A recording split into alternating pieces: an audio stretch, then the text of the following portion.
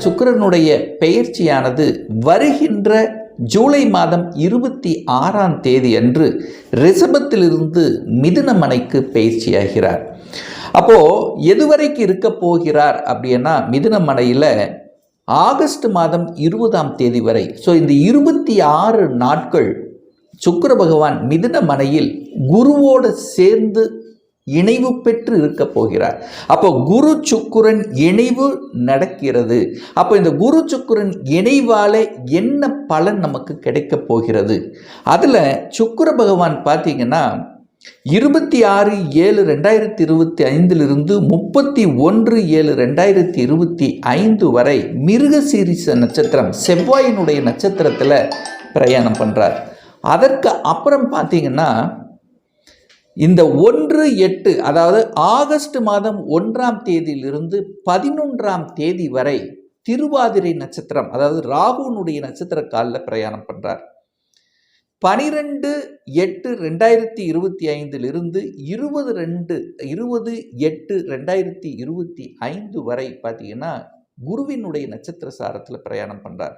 So இந்த காலகட்டத்தில் இந்த சுக்கிர பெயர்ச்சியால் என்ன பலன் நமக்கு கிடைக்கப் போகிறது, என்ன மாற்றங்கள் கிடைக்கப் போகிறது, எந்த தெய்வத்தை வழிபட்டால் நமக்கு சிறப்பு என்பதை பற்றி இந்த பதிவில் நம்ம டீட்டெயிலாக பார்க்க போகிறோம்.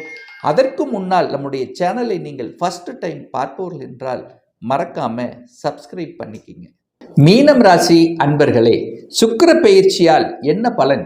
26 நாட்கள் ஜூலை மாதம் 26ஆம் தேதியிலிருந்து ஆகஸ்ட் மாதம் 20ஆம் தேதி வரை இந்த சுக்கிர பகவான் உங்கள் ராசிக்கு 4ஆம் இடம் என்று சொல்லக்கூடிய சுகஸ்தானத்தில் போய் அமர்கிறது. அங்கே உங்கள் ராசி அதிபதியும் இருக்குது. அப்போ குருவும் சுக்கிரனும் இணைந்து இந்த 26 நாட்கள் உங்களுக்கு பலனை தரப்போகிறார்கள். அப்போது சுக்கிரன் என்பது இந்த மீனராசி அன்பர்களுக்கு யாருன்னா 3க்குரியவன், முயற்சி ஸ்தானத்தின் அதிபதி, தைரிய வீரியத்தை கொடுக்கக்கூடியவன் அந்த சுக்கிரன். அதே சமயத்தில் 8க்குரியவன் அட்டமாதிபதி, வலிவேதனையை கொடுக்கக்கூடியவனும் திடீர் அதிர்ஷ்டத்தை கொடுக்கக்கூடியவனும் அந்த சுக்கிரன் தான் 4ஆம் இடத்துல போய் உட்கார்ந்துருக்கு. அப்போ 4ஆம் இடத்தில் சுக்கிரன் அமருவது நல்லதா அப்படின்னா நல்ல தன்மை தான். ஏன்னா அந்த இடத்துல தான் சுக்கிரன் வலுப்பெறுகிறது, அதாவது திக்பலம் அடைகிறது 4ஆம் இடத்துல. அப்போ என்னன்னா உங்களுடைய சுகத்தை பெருக்கிக் கொள்வதில் நிறைய ஆர்வங்களை வெளிப்படுத்தும் அப்படின்னு அர்த்தம். அதாவது என்ன, ஒரு வீடு வண்டி வாகனம் வாங்கணும் என்கின்ற எண்ண ஓட்டத்தை தூண்டக்கூடிய இடம் அந்த 4ஆம் இடம். ஸோ அந்த இடத்துல போய் சுக்கிரன் அமர்கிறது. அப்போ சுக்கிரனுங்கிறது வீடு வண்டி வாகனத்துக்கு காரக கிரகம் சுக்கிரன். அப்போ அந்த 4ஆம் இடத்துல உட்காரும்போது தூண்டுமா இல்லையா? நிச்சயமாக தூண்டும்.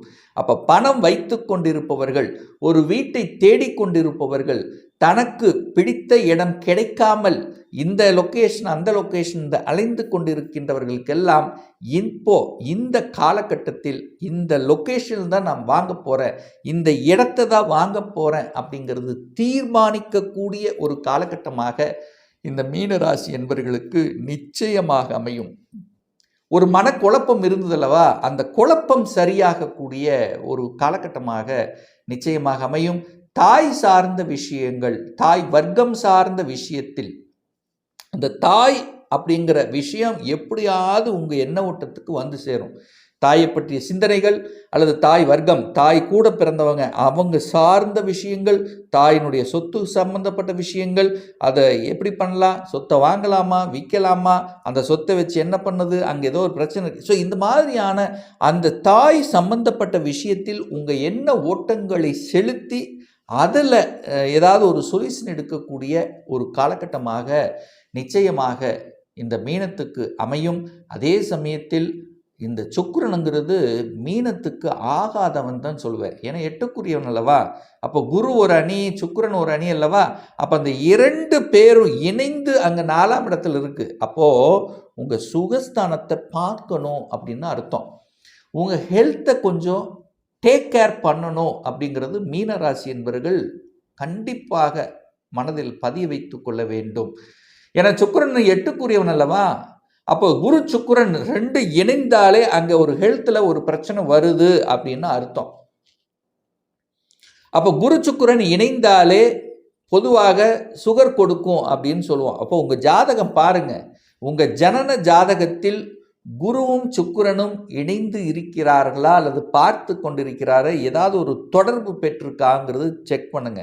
அதே சமயத்தில் சுக்கிரனோட சந்திரனும் இணைந்திருந்தால் கண்டிப்பாக உங்களுக்கு சுகர் வருவதற்கான வாய்ப்புகள் இருக்கிறது.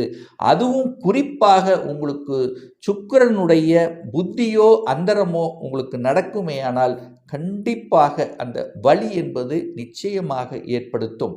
ஸோ அந்த மாதிரி இருக்கக்கூடியவர்கள் அல்லது ஏற்கனவே சுகர் இருக்குது, ஒரு ப்ரெஷர் இருக்கிறவங்கெல்லாம் இந்த காலகட்டத்தில் கொஞ்சம் ஹெல்த்துக்கு இம்பார்ட்டன்ஸ் கொடுக்கணும். சரியான உணவு கட்டுப்பாடு, உடற்பயிற்சிங்கிறது ரொம்ப ரொம்ப அவசியம் என்பதையும் ஞாபகத்தில் வைத்து கொள்ளுங்கள் இந்த மீனராசி அன்பர்கள். நார்மலாகவே இந்த மீனராசி என்பர்கள், அதுவும் குறிப்பாக உத்திரட்டாதி நட்சத்திரத்தில் இருக்கக்கூடிய மீனராசி என்பர்களுக்கு ரொம்ப ரொம்ப மனக்குழப்பங்கிறது அதிகமாக இருக்கும். ஒரு டிசிஷன் மேக்கிங்கில் ஒரு குழப்பம் இருக்கும். இது நடக்குமா, அது நடக்குமா, நெகட்டிவ் எண்ணங்கள் விதைத்து கொண்டிருக்கும் அப்படின்னு சொல்லுவேன். அப்போ அந்த நெகட்டிவ் எண்ணங்களுக்குள்ளே போகாமல் பாசிட்டிவ் எண்ணங்களுக்குள்ளே செல்லுங்க அப்படின்னு தான் நான் சொல்கிறேன். ஏன் சொல்கிறேன் அப்படின்னா, இந்த காலகட்டத்தில் 8ஆம் அதிபதியாக இருக்கக்கூடிய அந்த சுக்கிரன் 10ஆம் இடத்தை பார்க்குறார். அப்போது தொழிலில் ஒரு அழுத்தம், ப்ரெஷர் அப்படிங்கிற தன்மை நிச்சயமாக இருக்கும். ஒரு அழுத்தம் இருக்கும், ஒரு ப்ரெஷரோடு இருக்கும். எனக்கு பிடிக்கல, ஒரு மாதிரி அழுத்தமாக இருக்குது, ப்ரெஷர் இருக்கிறது, கண்டிப்பாக இந்த மீனராசி என்பர்கள் அந்த ஒரு எண்ணம் இருக்கும். ஏதோ ஒரு வகையில் அலைச்சல் திருச்சல்ங்கிறது இருக்கும். அப்போ பாசிட்டிவ் எண்ணங்களை விதைத்து கொள்ள வேண்டும். ஏன்னா சந்திரன் என்கின்ற விரையாதிபதி உங்கள் ராசியில் உட்கார்ந்துருக்கார், அவரே லாபாதிபதியாகவும் இருக்கார். அப்போது பாசிட்டிவ் எண்ணங்களை கொடுத்தீங்கன்னா பாசிட்டிவ் கிடைக்கும், நெகட்டிவ்குள்ளே போனீங்கன்னா நெகட்டிவ் கிடைக்கும். ஏன்னா சந்திரன் அங்கே இருக்கார். அந்த சந்திரனுங்கிறது மனசு, அந்த மனசை மறைக்கக்கூடிய சில விஷயங்கள் நடத்துகிறோம். அதனால் நீங்கள் குழப்பங்கிற தன்மை இருக்கும். ஸோ இந்த காலகட்டத்தில் பணம் கிடைக்குமா, பணப்புழக்கம் இருக்குமா அப்படின்னு கேட்டிங்கன்னா நிச்சயமாக உண்டு. 2 பொருளாதார கிரகங்கள் குரு சுக்கிரன் இணைந்து 10ஆம் இடத்தை பார்க்குது. அப்போ பொருளாதாரம் என்பது நிச்சயமாக உண்டு, பணப்புழக்கம் அதிகமாக இருக்கும். கடந்த மாதத்தை காட்டிலும் இந்த காலகட்டம் பொருளாதாரம் உண்டு. வேலை, தொழில், வியாபாரம் எதில் நீங்கள் இருந்தீங்க, எதில் எப்படி இருந்தாலும் சரி, கொஞ்சம் ஒரு வளர்ச்சி என்பது உங்கள் கண்கூடாக பார்க்கலாம். ஆனால் பணத்தை கையாளுகின்ற விஷயத்தில் மட்டும் கவனமாக இருக்கணும். ஏன்னா ஜென்ம சனி, நீங்கள் ஏமாறுவதற்கான வாய்ப்புகள் அதிகமாக இருக்குது. ஏன் ஏமாறுவதற்கான வாய்ப்பு இருக்குன்னா, உங்கள் ஜாதகத்தில் சந்திரன் எந்த நிலையில் இருக்குது என்பதை பொறுத்து அது மாறும். அப்போ சந்திரனோட உங்கள் ஜாதகத்திலேயே, உங்கள் ஜனன ஜாதகத்திலேயே சந்திரனோட சனி, ராகு இவங்கெல்லாம் சேர்ந்து இருந்ததுன்னு வச்சுங்களேன், கண்டிப்பாக உங்களுக்கு குழப்பத்தில் ஆழ்த்தி விடும், ஏதோ ஒரு இடத்துல கொண்டு போய் சிக்க வச்சிரும். ஆனால் சந்திரன் நல்ல தன்மையில் இருந்தால் இந்த மீனராசி என்பவர்கள் பயப்பட வேண்டிய அவசியம் இல்லை இந்த ஜென்ம சனியை நினைத்து.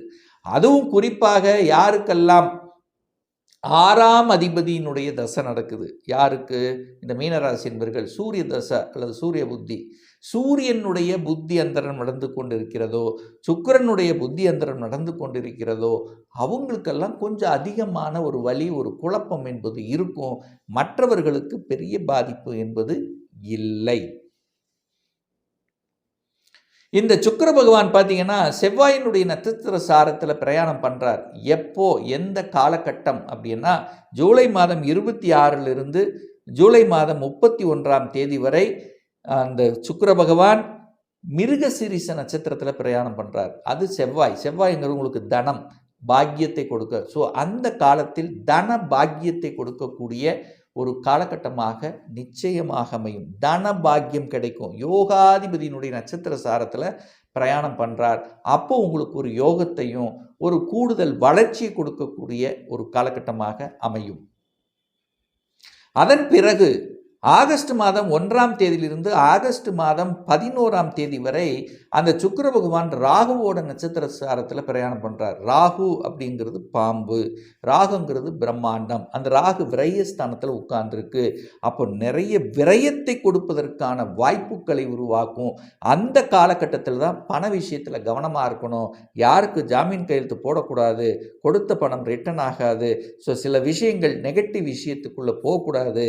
ஆண்களாக இருந்தால் பெண்கள் சார்ந்த விஷயத்திலும், பெண்களாக இருந்தால் ஆண்கள் சார்ந்த விஷயத்திலும் கவனம், எச்சரிக்கையோடு இருக்கணும் அப்படிங்கிறதை ஞாபகத்தில் வச்சுக்கோங்க.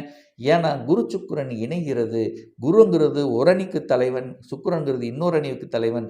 ரெண்டுமே எதிர்த்தன்மை கொண்ட கிரகங்கள்ங்கிறதுனால உறவுகள் சார்ந்த விஷயத்தில் மட்டும் கவனமாக இருக்கலாம். பணம் சார்ந்த விஷயத்தில் அதாவது என்ன சொல்கிறது, பணம் சம்பந்தப்பட்ட பொருள் சார்ந்த விஷயத்தில் சிறப்பு, அகம் சார்ந்த விஷயத்தில் மட்டும் கொஞ்சம் தொந்தரவை கொடுக்கும். அதில் கொஞ்சம் கவனமாக இருக்கிறது நல்லது. அடுத்தது பார்த்தீங்கன்னா, இந்த சுக்கிர பகவான் புனர்பூச நட்சத்திரத்தில் பிரயாணம் பண்ணுறார். அந்த புனர்பூசம்ங்கிறது குருவின் நட்சத்திரம். அப்போது உங்கள் ராசி அதிபதி நட்சத்திரத்தில் பிரயாணம் பண்ணுறார். அப்போ தான் சில வகையான அதிர்ஷ்டங்களை அள்ளித்தரக்கூடிய தன்மையாக இருக்கும். நினைச்சது நடக்கக்கூடிய தன்மை. ஒரு சிலருக்கு ஷேர் மார்க்கெட்டில் திடீர்னு பணம் வரும், ஒரு சிலருக்கு திடீர்னு லக் அடிக்கும், திடீர்னு ஒரு சிலருக்கு வேலை வாய்ப்பு கொடுக்கும், ஒரு சிலருக்கு ப்ரமோஷன் கிடைக்கும்.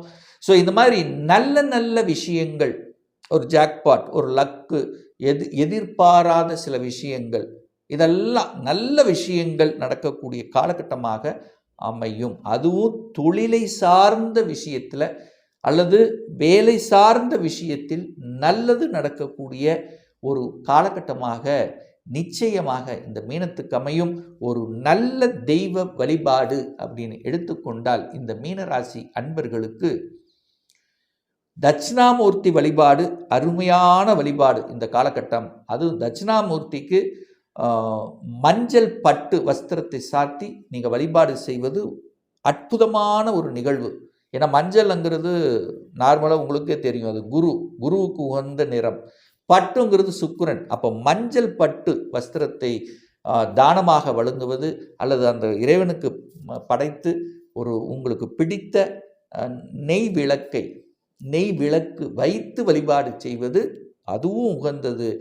நெய் அது பசு நெய்யன்னா கண்டிப்பாக குருதா, பசுன்னா சுக்கிரன். பசு நெய் விளக்கு வச்சு வழிபாடு செய்யும்போது அற்புதமாக உங்கள் மனசு, எண்ணம், செயல், சிந்தனைகள் சிறப்பு பெறுங்கிறதுல எந்தவித மாற்று கருத்தும் கிடையாது. ஒரு துல்லிய பலன் வேணும். உங்கள் ஜாதகத்தில் கிரகங்கள் எப்படி இருக்குது, என்ன ஆதிபத்தியம் பெற்றிருக்கு, என்ன டிகிரியில் இருக்குது, இப்போ நடப்பு தசா புத்தி அந்தரம் சூட்சமம் வாயிலாக நீங்கள் கேட்கக்கூடிய எந்த கேள்வியாக இருந்தாலும் சரி, இந்த 2025 சொந்த தொழில் செய்வதற்கான விதி கொடுப்பினை நம்முடைய ஜாதகத்தில் இருக்கா? அப்படி இருக்கக்கூடிய பட்சத்தில் எப்போ சொந்த தொழிலை செய்யலாம்? திருமணம் தடைப்பட்டு கொண்டே இருக்கிறது, எப்போதான் நமக்கு திருமணம் நடக்கும்? எந்த கோர்ஸ் படிக்கக்கூடிய கொடுப்பினை நம்முடைய ஜாதகத்தில் இருக்குது? அப்போ எந்த கோர்ஸ் எடுத்து படித்தா நம்முடைய ஃப்யூச்சர் நன்றாக இருக்கும்? இன்னும் குழந்தை பாக்கியம் கிடைக்கல, எப்போ குழந்தை பாக்கியம் கிடைக்கும், எப்போ ப்ரமோஷன் கிடைக்கும், எப்போ இடமாற்றம் கிடைக்கும்? இது போன்ற கேள்விகளுக்கு துல்லியமான பதிலை நம்மால் கூற முடியும். ஒரு பர்சனல் கன்சல்டேஷன் எடுத்துக்கணும், ஒரு சுயஜாதகம் பார்க்கணும் என்று விருப்பமுடைய அன்பர்கள் டிஸ்பிளே தெரியக்கூடிய நம்பருக்கு வாட்ஸ்அப் மூலியமாகவோ ஃபோன் கால் மூலியமாகவோ தொடர்பு கொண்டு நேரடியாகவோ அல்லது ஆன்லைன் மூலமாகவோ கன்சல்டேஷன் எடுத்துக்கலாம்.